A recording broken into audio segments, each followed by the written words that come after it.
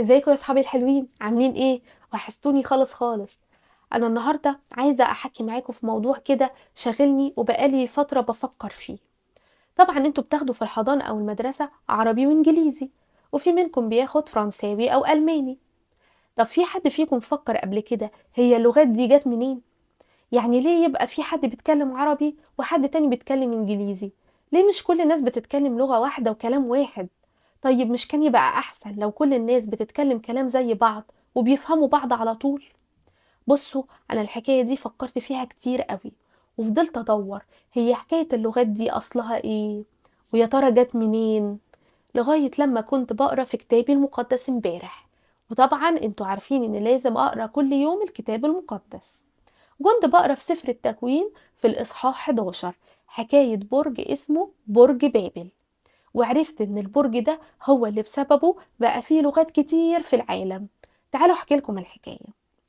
بعد ما الطوفان نزل وغرق كل حاجة كانت موجودة على الأرض، وكمان غرق الناس الأشرار اللي كانوا بيعملوا حاجات وحشة خالص، وما كانش موجود بعد كده على الأرض ناس غير 8 أشخاص بس اللي هم نوح وعيلته.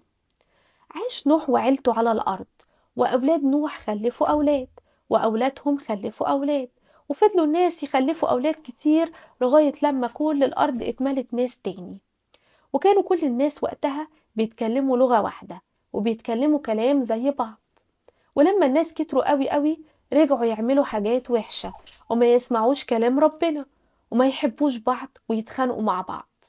وعلشان الناس ما كانوش عايزين يسمعوا كلام ربنا، ويفضلوا يعملوا الحاجات الوحشة اللي بيعملوها من غير ما يحصل لهم حاجة، ففي شوية منهم فكروا مع بعض في فكرة.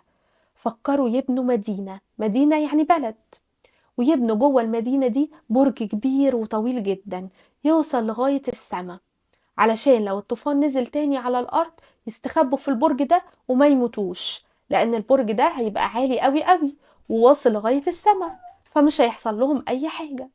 وفعلا جابوا الطوب وابتدوا يبنوا المدينة، وبعد كده ابتدوا يبنوا البرج. وكان طبعا ربنا شايفهم وهم بيبنوا البرج، واللي كانوا بيعملوه ده ما عجبش ربنا، لأنهم بيبنوا برج علشان نسيوا وعد ربنا. لأن ربنا كان قايل لنوح إنه مش هيبقى فيه طوفان تاني يموت الناس، لأن ربنا بيحب الناس كلهم وعايزهم يبقوا حلوين ويسمعوا كلامه.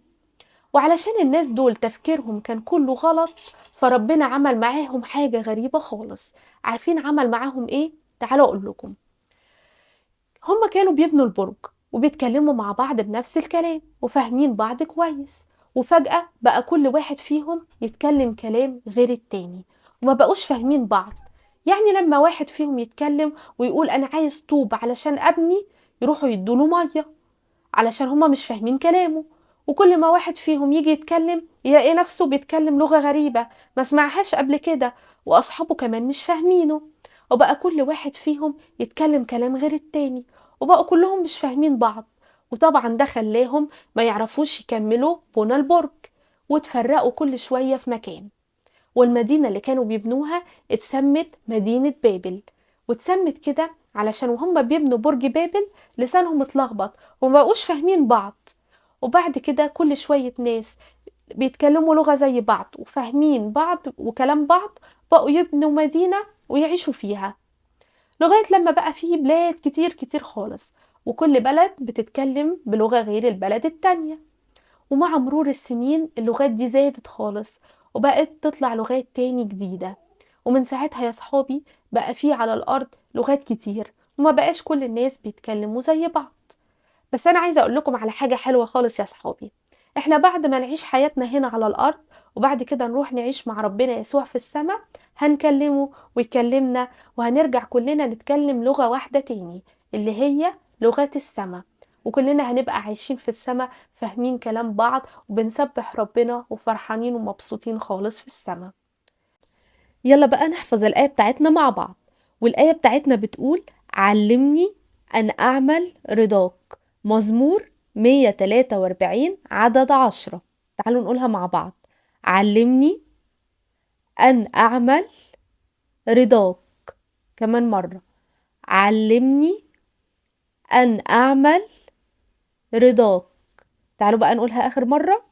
علمني أن أعمل رضاك. مزمور 143:10. باي باي يا أصحابي.